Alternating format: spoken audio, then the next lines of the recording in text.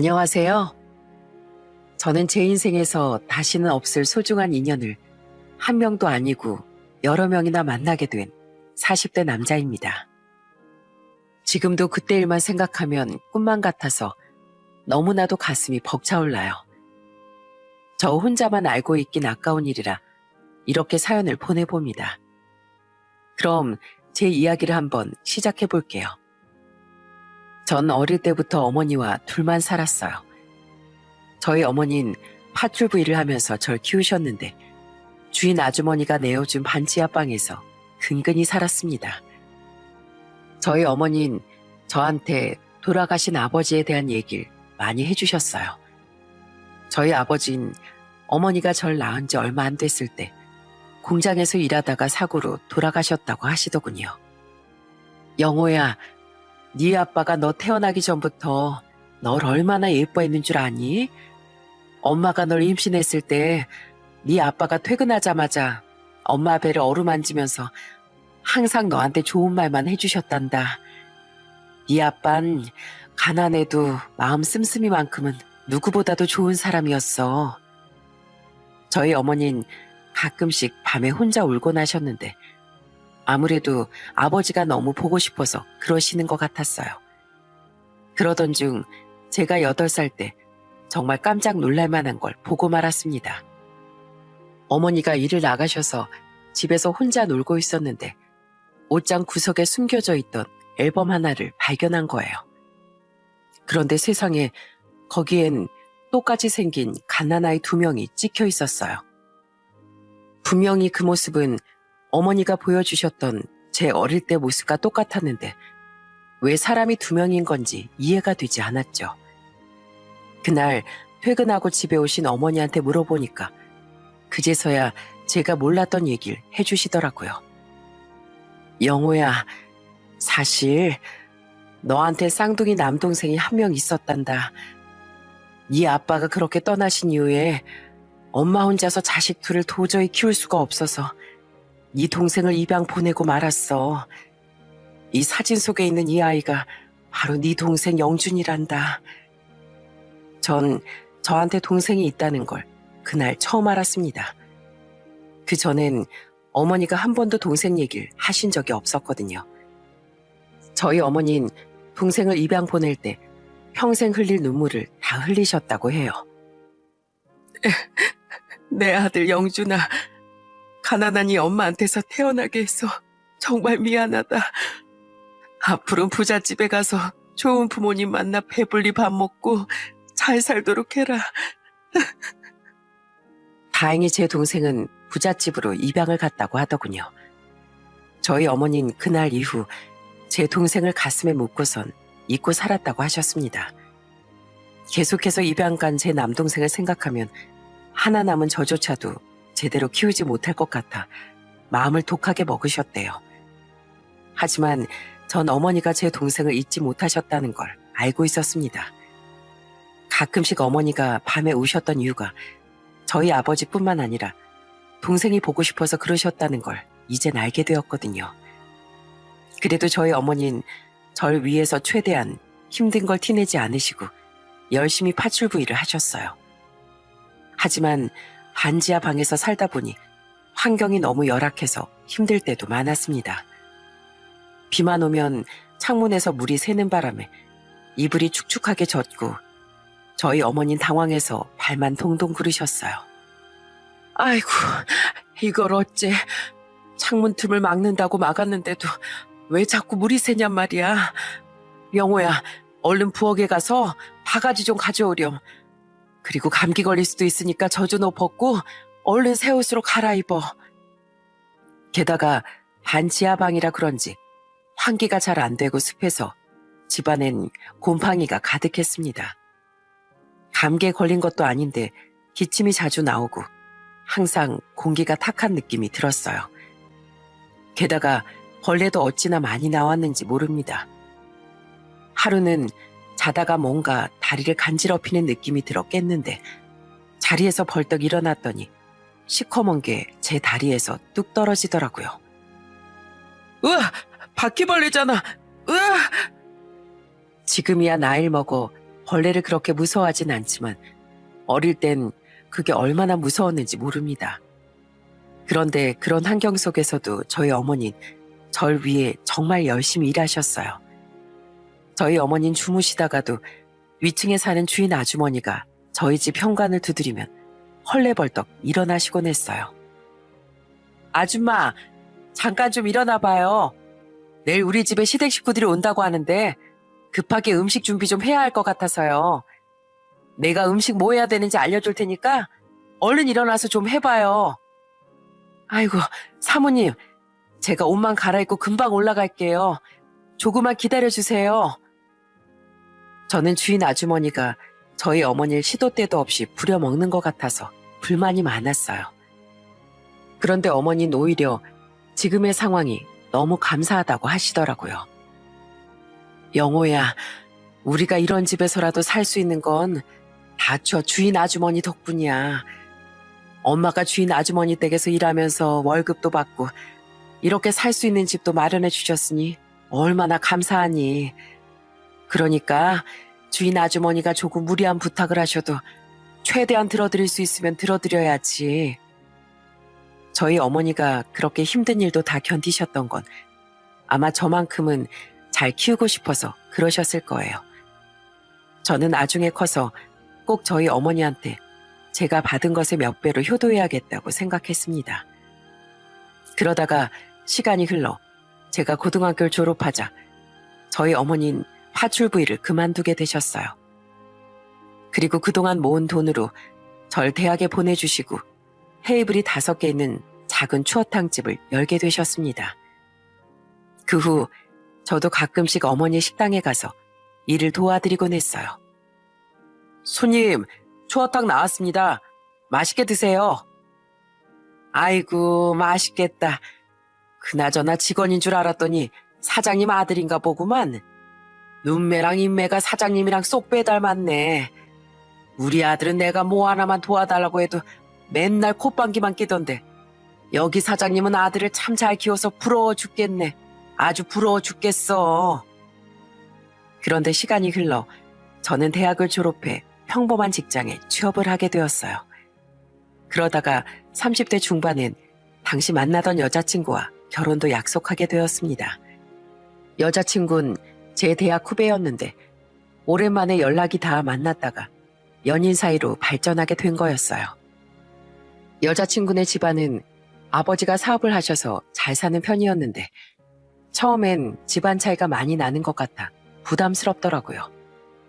그런데 여자친구는 자긴 그런 거 상관없다며 다 이해를 해줬습니다. 하지만 말로는 그렇게 얘기했어도 실제로 상황이 닥쳐보니 극복하기가 어려웠나 봅니다. 여자친구가 처음 저희 집에 인사하러 왔던 날 나중에 밖에 나와서 저한테 이러는 거예요. 오빠네 집 형편이 안 좋다고 듣긴 했는데 이 정도인 줄은 몰랐어. 난 이렇게 허름한 집은 드라마에서만 봤지 실제로 와본 건 처음이란 말이야. 아, 우리 집이 그 정도로 허름한가? 그래도 예전에 반지하에 살 때에 비하면 괜찮은 편인데 집이 좀 오래된 빌라이긴 하지만 그래도 사는데 지장은 없거든. 그때는 여자친구가 워낙 여유롭게 자라서 저희 집 환경이 낯설었구나 하고만 생각했어요. 그런데 예비 처가에 인사를 드리러 갔을 때 문제가 생각보다 크다는 걸 알게 되었습니다. 예비 처가는 평수도 넓은 단독주택이었는데 예비 장인이 절 보자마자 안 좋은 얘기부터 하시는 거예요. 자네, 내가 우리 딸한테 들어보니까 아버지도 안 계시고 집안 형편도 그저 그렇다면서 우리 딸이 자네 집에 인사드리러 갔다가 깜짝 놀랐다고 하던데. 아, 네. 저희 아버진 저 태어나자마자 공장에서 사고로 돌아가셨고 저희 어머니 혼자서 파출부 일하면서 절 키우시느라 형편이 좀 어려웠습니다.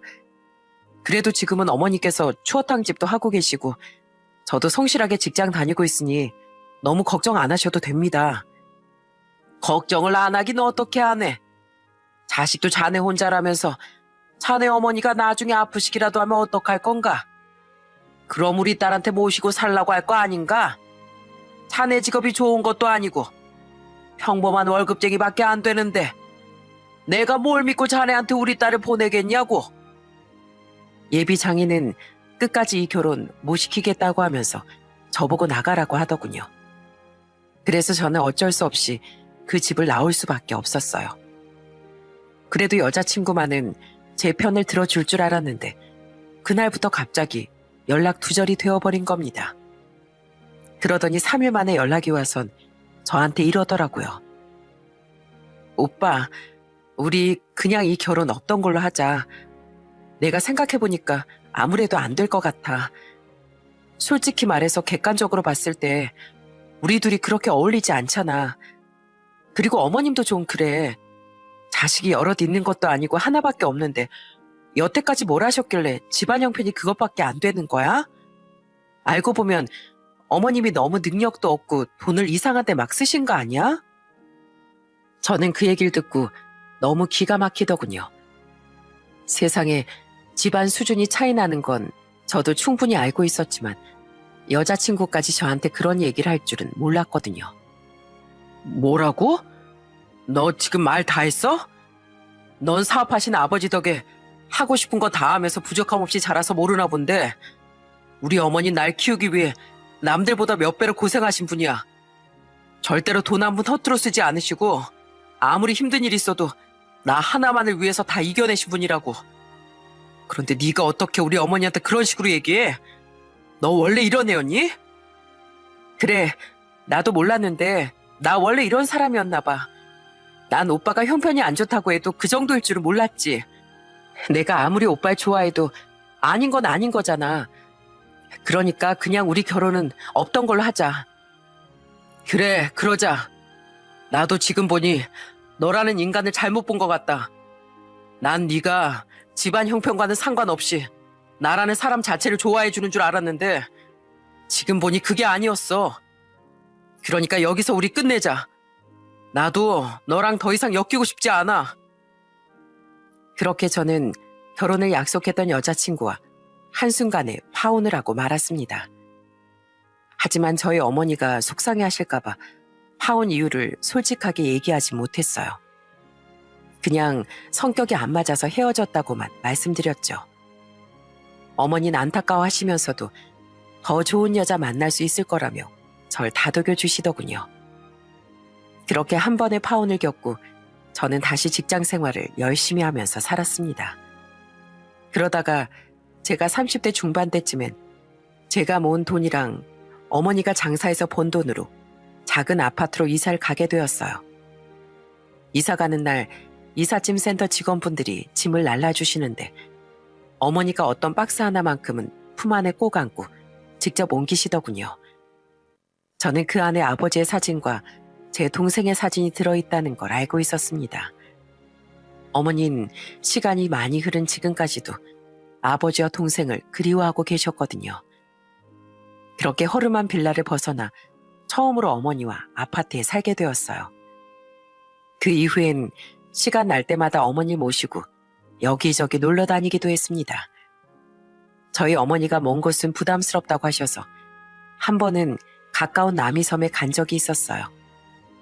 어머니는 호기롭게 짚라인을 타겠다고 하시더니 막상 올라가서는 겁에 질리셨는지 바들바들 떠시는 거예요.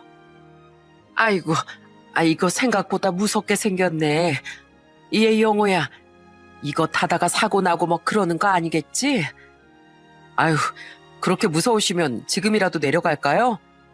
에이, 우리 어머니 벌레 같은 것도 아무렇지 않게 잡으셔서 용감하신 줄 알았는데 생각보다 겁쟁이셨네. 겁쟁이는 무슨, 내가 겨우 이런 거 가지고 겁먹는 사람인 줄 알아? 그래도 생전 처음 해보는 경험인데 도전은 해봐야지. 나 용감하게 한번 타보련다. 결국 어머니는 용감하게 짚라인을 타고 가시더군요. 그러더니 내려와서는 무섭기는커녕 너무 재밌었다고 하셨어요. 야, 우리 어머니 역시 씩씩하시네. 우리 얼른 가서 사진이나 좀 찍어요. 이왕 놀러 왔으니까 추억을 많이 새겨놓고 가야죠. 그럼 그럴까? 한 살이라도 젊을 때 우리 아들이랑 사진 많이 남겨놔야지. 그런데 어머니랑 같이 사진을 찍던 중 갑자기 어머니가 어딘가를 바라보시더니 표정이 어두워지셨어요. 무슨 일인가 싶어 옆을 돌아보니 저희 어머니 또래의 중년 부부와 그 자식들, 손주들까지 한 7명은 되는 가족이 사진을 찍고 있더라고요. 저희는 어머니랑 저 딱 단 둘이었는데 저렇게 왁자지껄한 가족을 보고 부러우셨던 것 같아요. 아마 저희 아버지랑 동생이 있었으면 우리도 저렇게 사진을 찍을 수 있었을 거라고 생각하셨겠죠. 저는 그런 어머니가 우울해하실까봐 일부러 더 신난 목소리로 말을 걸었습니다. 어머니, 우리 이따가 오리배도 탈까요? 저쪽으로 가서 물 위에 둥둥 떠가지고 재밌게 놀다 와요. 제가 그렇게 얘기하자 그제서야 어머니가 표정을 풀고 씩 웃으시더군요. 그날 어머니와 맛있는 닭갈비도 먹고 정말 재밌는 시간을 많이 보냈습니다. 그렇게 어머니와의 즐거운 추억을 하나씩 쌓아가다 보니 어느덧 제 나이도 40대 초반이 되었어요. 지인의 소개로 3살 어린 여자친구를 만나게 되었는데 너무 마음이 따뜻한 사람이더라고요. 여자친구는 평범한 직장인이었는데 주말마다 무슨 동호회라도 하는지 맨날 바쁘다고 하는 거예요. 그래서 도대체 주말에 뭐 하냐고 물어보니까 이러더라고요. 아, 나 주말마다 할머니랑 할아버지를 뵈러 가거든. 그래서 오빠랑 데이트할 시간이 별로 없네. 뭐? 할머니랑 할아버지를 뵈러 간다고? 그럼 주말마다 시골에 내려가는 거야? 아차차, 우리 할머니랑 우리 할아버지가 아니고 양론에 계시는 분들 뵈러 가는 거야. 거기 계신 분들이 나 엄청 예뻐해 주시거든. 우리 할머니 할아버지는 예전에 돌아가셔서 지금 안 계셔. 알고 보니 여자친구는 주말마다 양로원에 봉사하러 가는 거였어요. 저는 그 마음이 너무 예뻐 보이고 닮고 싶다는 마음에 몇 번 양로원에 따라가기도 했습니다. 거기서 할머니 할아버지들한테 친소녀처럼 자라는 여자친구의 모습이 너무 좋아 보이더라고요. 그런데 한 번은 여자친구가 저한테 자기가 키우는 강아지 사진을 보여준 적이 있었어요. 그런데 저는 그 사진을 보고 깜짝 놀랐습니다. 뭐야, 왜 강아지가 한쪽 눈이 없어? 아, 사실 몇 년 전에 길을 걸어가다가 웬 아기 강아지가 심하게 다쳐있는 걸 보고 너무 안쓰러워서 병원에 데려가서 치료해줬거든. 그때 잠깐 보살펴줬다가 정이 드는 바람에 여태까지 이렇게 키우고 있는 거야. 한쪽 눈이 이런 건 그때 너무 심하게 다쳐서 그런 거야. 그래도 우리 쫑이 진짜 귀엽지 않아?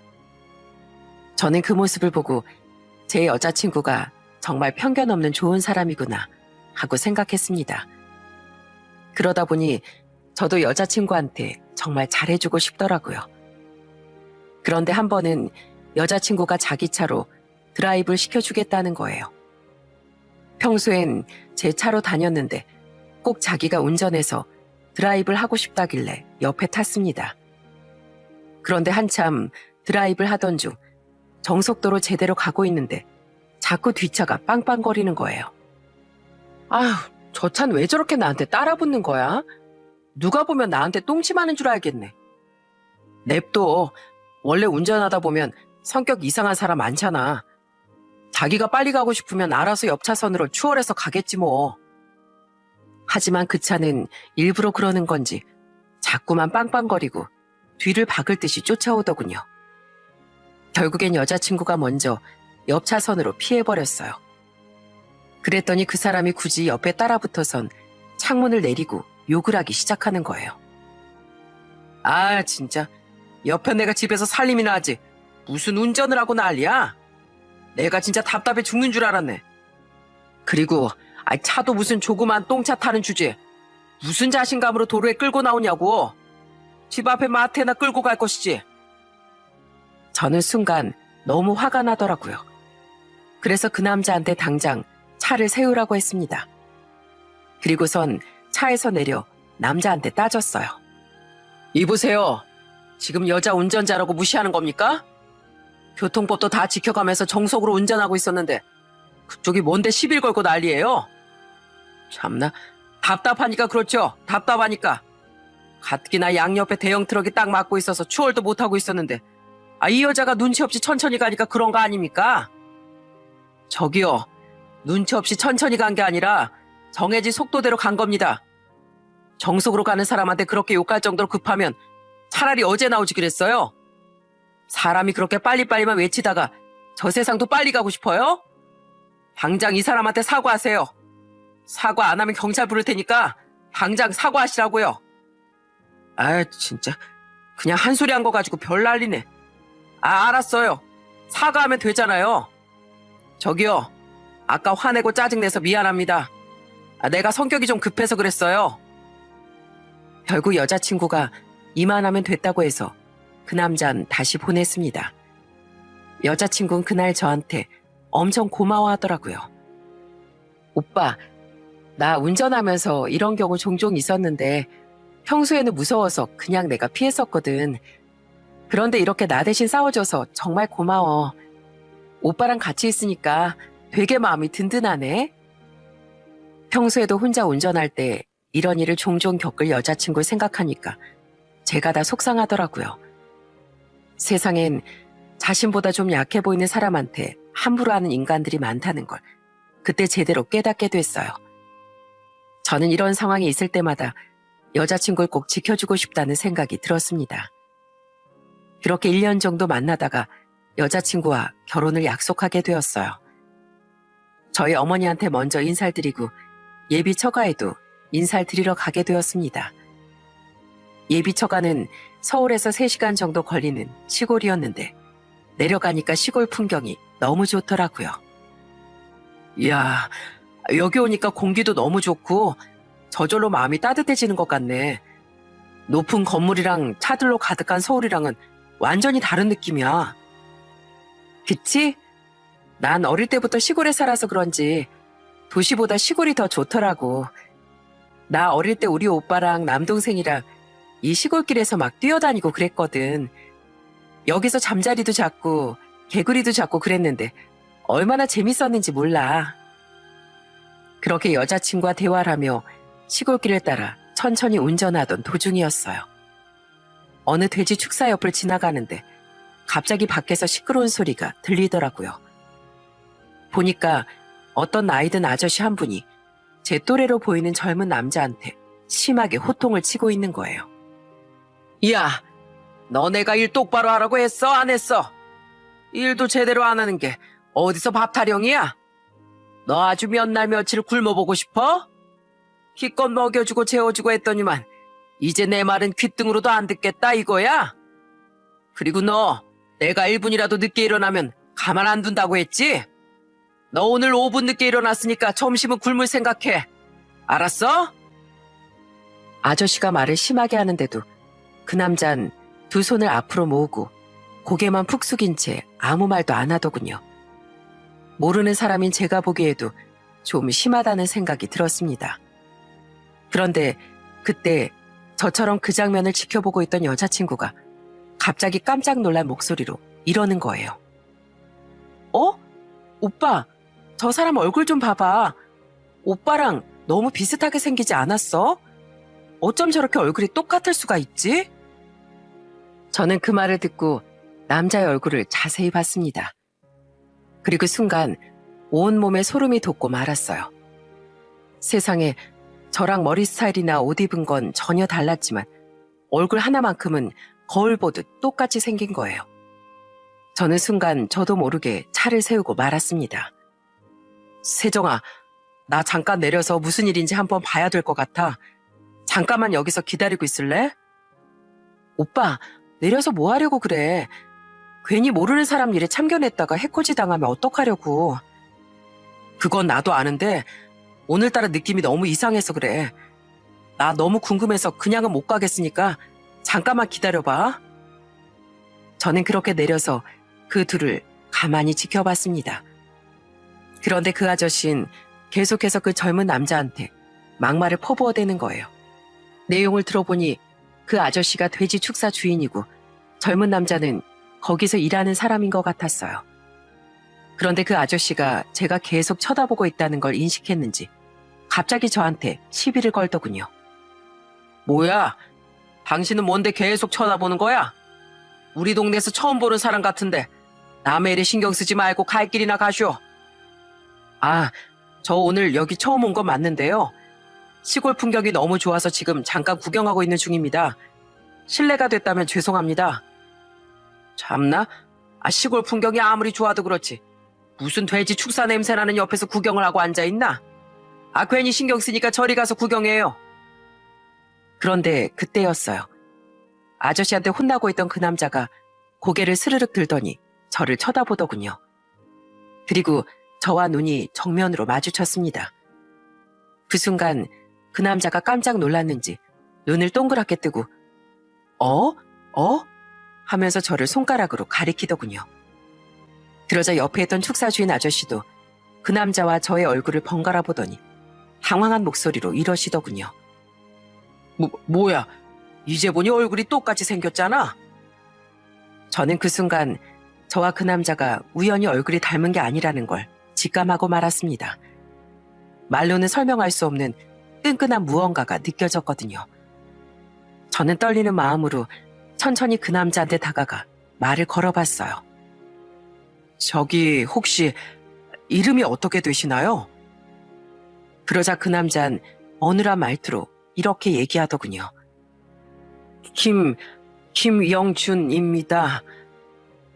그 입에서 나온 김영준이란 이름을 듣고 저는 순간 꿈을 꾸는 줄만 알았습니다. 역시 제 직감이 틀리지 않았다는 걸 확신하는 순간이었어요. 제 눈앞에 있는 그 남자는 바로 아주 오래전 헤어진 제 남동생이 분명했거든요. 정말 이름이 김영준이에요? 진짜 김영준 맞죠? 세상에, 영준아, 이런 데서 영준이 널 만나다니. 그런데 아저씨, 지금 우리 영준이한테 뭐 하시는 거예요? 왜 내 동생을 쥐잡듯이 잡고 있는 거냐고요? 뭐? 동생? 참나, 동생은 무슨 동생이야? 당신 이놈 형이라도 된다는 거야? 그래요. 제가 내 동생 영준이 친형입니다. 저한테 하나밖에 없는 쌍둥이 동생이라고요. 뭐라고? 뭔 말 같지도 않은 소리를 하고 있어? 영준이 이놈 고아인 건 내가 다 알고 있는데 얼굴 닮았다고 지금 친형 사칭하는 거야 뭐야? 우리 영준이 고아 아닙니다.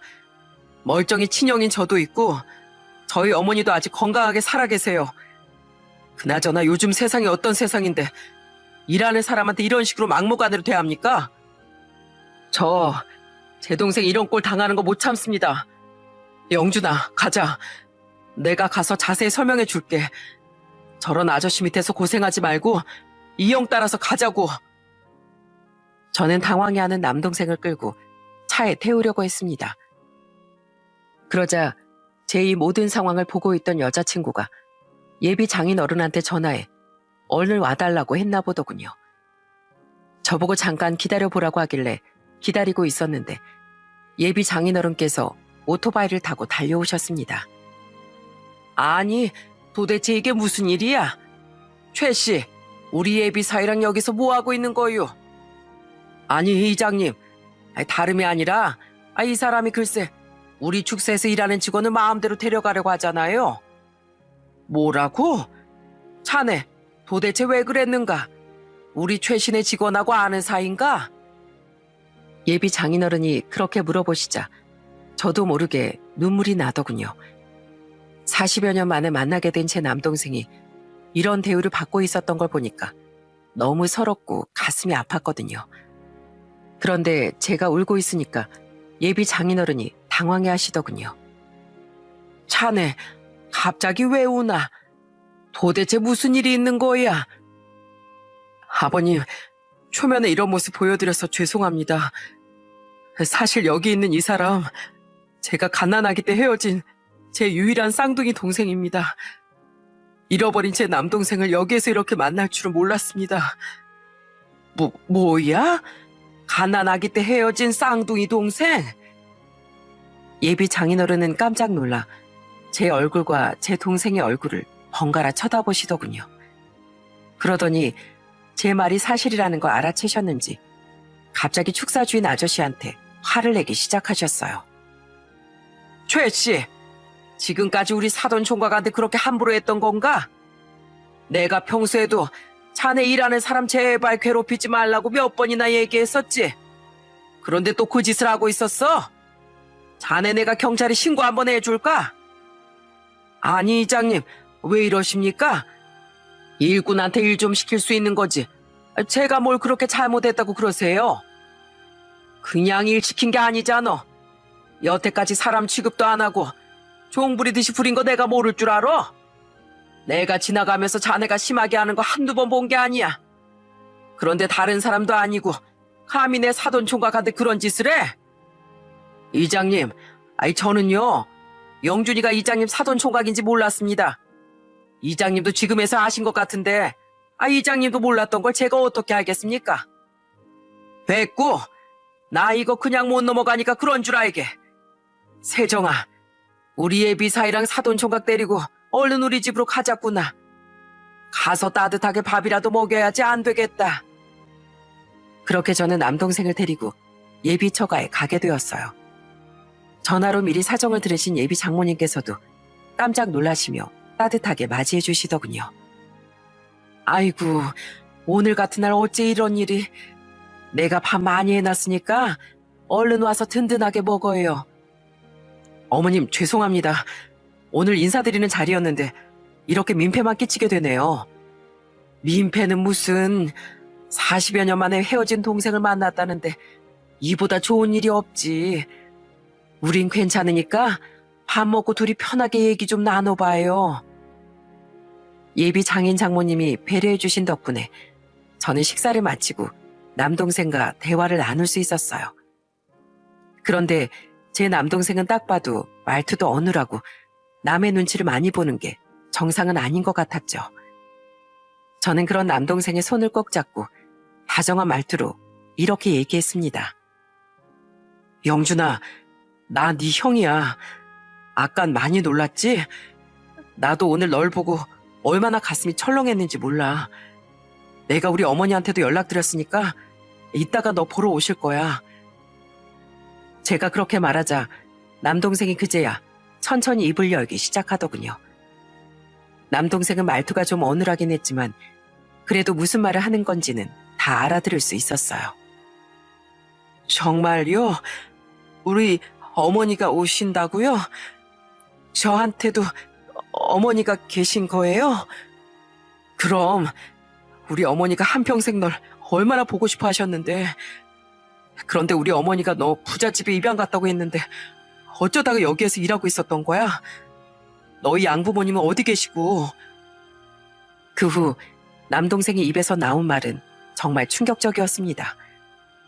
알고 보니 남동생이 어릴 때 부잣집에 입양을 가서 잘 살다가 초등학교 때 양아버지의 사업이 어려워지고 말았대요. 그때부턴 제 남동생이 집안에서 완전히 애물단지 취급을 당했다고 합니다. 아휴, 이렇게 될 줄 알았으면 영준이 쟤를 안 데려오는 거였는데. 우리 부부 먹고 살기도 힘든데 어린애까지 키우느라고 이게 무슨 고생이냐고. 내가 진짜 할 수만 있다면 영준이 쟤를 어디 다리 밑에라도 버리고 싶다니까. 제 동생은 집 안에서 계속 눈칫밥을 먹고 크다가 결국엔 고아원에 들어갈 수밖에 없었다고 하더라고요. 그러다가 20살이 되어 고아원을 나온 후에는 돈을 벌기 위해 이 일 저 일 닥치는 대로 다 했다고 합니다. 의지할 가족도 한 명도 없다 보니 그럴 수밖에 없었대요. 그러다가 공장에서 머리를 크게 다치는 바람에 직접 장애 판정을 받게 되었다고 하더라고요. 그 후에는 공장에서도 받아주지 않아 일을 하기 위해 이 시골까지 흘러 들어오게 되었다고 합니다. 저는 그 얘기를 다 듣고 가슴이 정말 찢어지는 줄 알았어요. 영준아, 난 네가 부잣집에서 사랑 듬뿍 받으면서 살고 있는 줄 알았는데 지금 보니까 정말 힘들게 살아왔었구나. 내가 진작에 널 찾았어야 했는데 이제서야 이렇게 만나게 되어 미안하다. 그런데 옆에서 이 얘기를 듣고 있던 저희 예비 장인 장모님께서 마음이 아프셨는지 눈물을 흘리시더군요. 예비 장인어른께선 제 손을 꼭 잡으시고선 이런 말씀을 해주셨습니다. 아이고, 내가 우리 예비 사위를 진작에 만나봤으면 돼지 축사에 우리 사돈 총각이 있다는 걸 한눈에 알아봤을 텐데 이렇게 가까이 있는 줄도 모르고 자네한테 알려주지 못해 정말 미안하네. 아닙니다, 아버님. 지금이라도 어머님, 아버님한테 인사드리러 오다가 제 동생을 찾을 수 있게 되어서 얼마나 감격스러운지 몰라요. 그리고 이렇게 제 동생한테 따뜻한 밥도 차려주시고 같이 대화할 수 있는 자리도 마련해 주셔서 정말 감사합니다. 그렇게 한참 대화를 나누던 중 저희 어머니한테서 거의 도착했다는 연락이 왔습니다. 저희 어머니는 평소에 워낙 검소하셔서 웬만한 거리는 다 버스를 타고 다니시는 분이었는데 오늘만큼은 3시간 거리를 택시를 타고 오셨더라고요. 남동생을 데리고 다 같이 마당으로 미리 나가 있었는데 저희 어머니가 대문을 열고 들어오시자마자 남동생한테 달려와 와락 껴안으시더군요. 아이고, 내 아들 영준이가 맞구나. 세상에, 감사합니다. 정말 감사합니다. 내 아들 영준이 살아선 2번 다시 못 볼 줄 알았는데 그렇게 내 눈앞에 데려와 주셔서 정말 감사합니다. 저기 정말 제 어머니세요?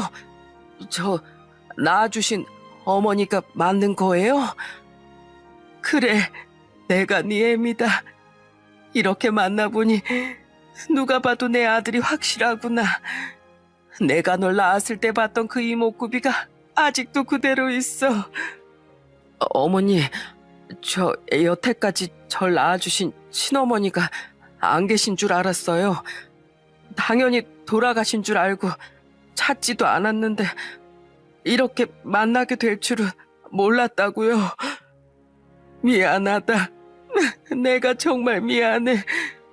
내가 애미로서 그러면 안 됐었는데 상황이 여의치 않다 보니까 어쩔 수 없었어. 그런데 내가 그날 널 보냈던 걸 얼마나 후회했는지 모른다. 아무리 반지하 단칸방에 살더라도 내 자식은 내가 키웠어야 했는데 그래도 부잣집에 가서 뜨뜻하게 자고 배부르게 밥 먹으면 그게 너한테 더 좋을 거라고 생각했어. 괜찮아요. 저 그래도 몇 년 동안은 어머니 말씀대로 배부르게 잘 살았어요. 몇 년 동안은 그랬다고? 그럼 남은 기간 동안은 안 그랬다는 거야? 그나저나 너 꼴이 도대체 왜 이러니? 밥은 제대로 먹고 다니는 거야? 피부는 새카맣게 타가지고 얼굴은 왜 이렇게 헬쑥하고 옷은 왜 이렇게 허름하냔 말이야. 너 지금 어디서 어떻게 지내고 있는 거니? 이 엄마한테 제대로 말 좀 해봐라. 어머니가 간곡한 얼굴로 물어보시길래 남동생 대신 제가 들은 내용을 다 말씀드렸습니다. 그러자 어머니는 바닥에 털썩 주저앉아선 대성통곡을 하시더라고요. 세상에, 이럴 수가. 그 양반들이 널 잘 키워주겠다고 해놓고선 고아원에 갖다 버렸단 말이야. 그럴 거면 차라리 나한테 다시 데려다 주지. 내 소중한 아들을 고아원에 갖다 버리긴 왜 갖다 버려? 이럴 줄 알았으면 그냥 내가 어떻게든 키우는 거였는데 이게 다 내 잘못이다. 애미 자격도 없는 내 잘못이라고. 아니에요. 저 어머니 원망하지 않아요. 솔직히 어릴 땐 어머니가 절 버렸다고 생각해서 미울 때도 있었는데 커보니까 어머니도 얼마나 힘드셨으면 그러셨을까 하고 이해가 되더라고요. 그래도 이렇게 다시 만났으니 얼마나 좋은지 몰라요. 아이고, 영준아, 내가 정말 미안하다. 내가 널 계속 끼고 살았으면 네가 그렇게 고아원에 버려질 일도 없을 거고 혼자 힘들게 일하다가 머리를 다칠 일도 없었을 텐데 널 위해 입양 보냈던 일이 오히려 너한테 독이 되었던 것 같구나. 저희 어머니가 우시는 걸 보고 저는 물론이고 제 여자친구와 예비 장인 장모님께서도 한바탕 눈물을 쏟으셨어요. 한참이나 그렇게 울면서 대화를 나누다가 어느새 울음을 그치신 저희 어머니께서 예비 장인 장모님께 사과를 하시더라고요. 아유, 아직 상견례도 하기 전에 정말 죄송합니다. 오늘 처음 뵙는 건데 우리 영준이 만난다는 생각에 정신이 없어서 이제서야 인사드리네요. 제가 정말 예비 사돈분들께 면목이 없습니다. 아닙니다. 저도 자식 낳아서 키워본 애미 입장에서 안사돈 심정을 어떻게 모르겠습니까? 입양 보낸 아들을 40여 년 만에 만나셨는데 충분히 그러시고도 남습니다.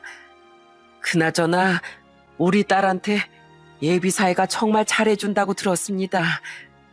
이렇게 좋은 아드님을 저희 사이로 맡게 해주셔서 정말 감사합니다. 아닙니다. 저야말로 이렇게 참하고 착한 따님을 며느리로 삼게 해주셔서 얼마나 감사한지 몰라요. 덕분에 오래전에 잃어버린 우리 둘째 아들도 찾고 제가 오늘 일은 아마 평생 가도 못 잊을 겁니다. 저 역시도 그 날짜를 아직도 못 잊고 있습니다. 그날은 정확하게 9월 26일이었어요. 그 후 저랑 어머니는 예비 처가에서 밤새도록 남동생과 그동안 못 나눴던 이야기를 나눴어요. 떨어져 있던 시간이 워낙 길다 보니 할 얘기가 정말 많더라고요. 그리고 다음날 예비 장인어른께서 남동생이 일하던 돼지 축사에 같이 가자고 하시더군요. 그러더니 그 축사 주인 아저씨한테 크게 화를 내시는 거예요. 최 씨, 내가 어제 우리 사돈 총각한테 다 들었네. 자네 여태까지 4년 동안 우린 사돈 총각을 그렇게 심하게 일시키면서 월급도 제대로 안 줬다며? 사람이 말이야, 일을 시켰으면 그에 따른 대가를 제대로 줬어야지. 어떻게 사람이 이럴 수가 있나? 아니 이장님, 제가 제 일꾼한테 어떻게 하든 말든 이장님이 왜 그것까지 신경을 쓰세요? 아무리 이장님이라도 너무하신 거 아닙니까? 그럼 우리 가족 일인데 내가 신경을 쓰지 않으나? 사람이 나이를 먹을수록 인성을 더 갈고 닦아야 되는 건데 자네 나이를 먹을 만큼 먹은 사람이 도대체 왜 이 모양이야? 4년 전 최저시급으로 따져도 한 달에 200만 원은 줬어야 돼. 우리 사돈 총각이 자네 밑에서 4년간 일했으니 여태까지 자네한테 받은 돈이 최소 9,600만 원 되어야 하는데 어떻게 사돈 총각 통장에 입금 내역이 1,200만 원밖에 없나? 자네 진짜 고소 한번 당해보고 싶어서 이러나? 그게 무슨 소리세요? 저 월급 따박따박 줬습니다. 제가 뭐 그렇게 나쁜 사람인 줄 아세요? 주긴 뭘 줘? 내가 어제 통장 내역 다 확인했는데 받은 게 그것뿐이더만. 자네, 나 우리 마을 이장인 거 알지? 자네 이런 식으로 하면 나 절대 가만히 안 있어. 그러니까 여태까지 우리 사돈 총각한테 안 준 월급 당장 내놔. 경찰에 신고하기 전에 얼른 입금하라고. 아니, 그렇게 큰 돈을 제가 당장 어떻게 입금합니까? 그러면 입금할 테니까 시간을 좀 주세요. 저도 돈을 마련할 시간이 있어야 될 거 아닙니까? 그래? 그럼 각서 써. 우리 사돈 총각한테 밀린 월급 다 주겠다고 각서 쓰라고. 자네 이거 각서 내용 안 지키면 내가 바로 경찰서에 찾아갈 거야. 알았어? 아유, 알았다니까요. 하여튼 우리 이장님 진짜 무서우신 분이셔. 그리고 각서만 가지고 끝날 일이 아니야. 당장 우리 사돈 총각한테 사과해. 여태까지 사람 취급도 안 하고 부려먹은 거 얼른 사과 안 해? 예비 장인어른이 무섭게 호통을 치시자 그 아저씨는 우물쭈물하며 제 동생한테 사과를 하시더군요. 영준아, 내가 그동안 정말 미안했다. 내가 어른으로서 그러면 안 됐었는데 지금 생각해보니 너한테 못할 짓을 참 많이 했었어. 그래도 네가 가족을 찾았다고 하니 정말 다행이다. 서울에 올라가선 가족들과 잘 살거라. 그런데 제 동생은 그렇게 사람 취급도 못 받으면서 지냈는데도 축사 주인 아저씨한테 고개를 꾸벅 숙이며 인사를 하더라고요. 아저씨, 저 그동안 보살펴 주셔서 감사합니다. 아저씨 덕분에 그래도 먹고 자고 할 수 있어서 감사했어요. 제 동생이지만 착해도 너무 착하다는 생각이 들더군요. 그렇게 저희는 축사 주인 아저씨한테 밀린 임금을 지급하겠다는 각서를 받고 서울로 올라오게 되었습니다. 저희 어머니는 남동생과 더 많은 시간을 보내고 싶다며 추어탕 집도 그만두시고 하루 종일 남동생과 붙어 계세요. 남동생의 치료를 위해 병원에도 데려가시고 집에서도 항상 맛있는 음식을 많이 해주신답니다. 영준아, 이 엄마가 된장찌개 끓였는데 한번 먹어봐라. 그리고 이건 제육볶음인데 네 입맛에 맞을런지 모르겠다. 우와, 진짜 맛있다. 어머니가 해주신 음식 뭐든지 다 맛있는 것 같아요. 저도 남들처럼 어머니가 해주신 음식을 먹을 수 있다니 지금 이 순간이 정말 꿈만 같아요. 그래, 나야말로 지금 이 순간이 꿈인지 생신지 모르겠구나. 애미가 자식한테 따뜻한 밥 한 끼 차려주는 건 당연한 건데 여태까지 너한테 그런 것도 못 해줬다니 정말 미안하다.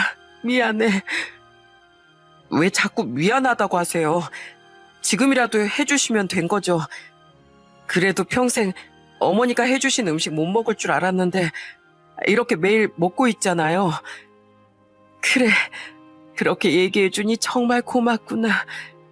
앞으로 네 엄마가 하루도 안 빼고 맛있는 거 많이 해줄 테니까 먹고 싶은 거 있으면 언제든지 다 얘기하렴. 여태까지 너한테 못 해줬던 거 남은 인생 동안 몰아서라도 다 해주마. 그렇게 40여 년 만에 만나게 된 제 남동생과 저희 가족은 정말 소중한 시간들을 많이 보낼 수 있게 되었어요. 이게 다 제가 예비처가 인사드리러 가는 바람에 일어났던 일이니 어찌 보면 제가 여자친구를 만난 게 엄청난 행운이었던 것 같아요. 여자친구가 아니었다면 저는 그 동네 갈 일도 없었을 거고 그럼 제 남동생이 어디서 어떻게 사는지 아직도 모르고 있었을 테니까요. 그렇게 제 인생의 소중한 선물을 가져다 준 여자친구와 전 결혼을 하게 되었습니다. 결혼식 때 제 남동생이 단상에 나와 축사를 해줬는데 얼마나 눈물이 났는지 모릅니다. 형, 세상에서 제일 예쁜 우리 형수님 만나서 결혼하게 된 거 정말 축하해. 난 요즘 형이랑 어머니가 내 옆에 있어줘서 얼마나 행복한지 몰라. 형, 세상에서 동떨어진 채 혼자 있던 날 찾아주고 나한테 가족이라는 걸 선물해줘서 정말 고마워. 형이 평생 행복하게 살도록 내가 많이 응원하고 기도할게. 그날 저희 양가 가족들은 물론이고 결혼식장에 있던 하객분들까지 전부 다 눈물바다가 되고 말았답니다. 그렇게 저는 소중한 제 남동생을 되찾고 정말 사랑하는 아내와 존경하는 장인 장모님을 얻게 되었습니다. 결혼 후에도 저희 장인 장모님이 저한테 얼마나 잘해주시는지 모릅니다. 게다가 저뿐만 아니라 제 동생까지도 챙겨주시더라고요. 그나저나 우리 사돈 총각은 잘 지내고 있나? 자네 결혼식 때 보고 한 번도 못 봐서 보고 싶은데 다음에 우리 집에 내려올 때 같이 데려오지 그래. 아, 지금 제 동생 치료 중이니까 조금 더 괜찮아지면 꼭 데리고 오겠습니다. 안 그래도 제 동생이 이 동네에서 4년이나 살아서 그런지 한번 오고 싶어 하긴 하더라고요. 그래?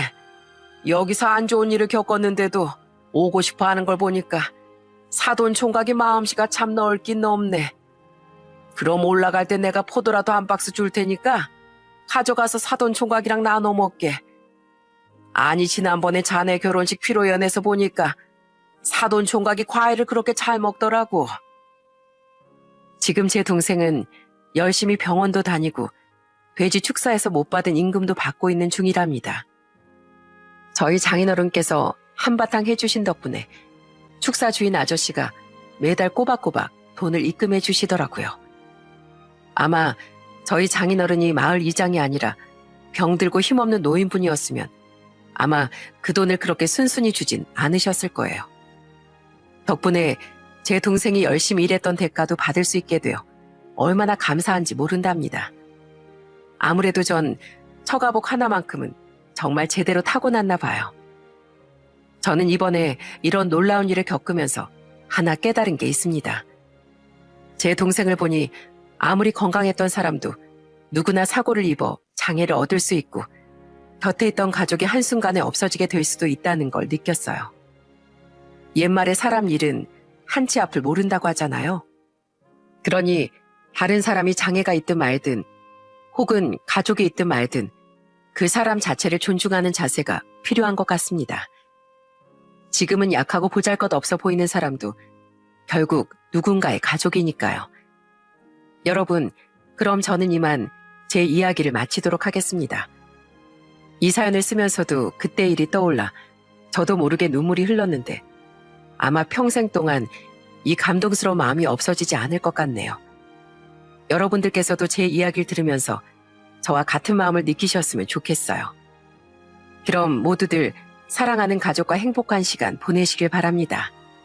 끝까지 들어주셔서 정말 감사합니다.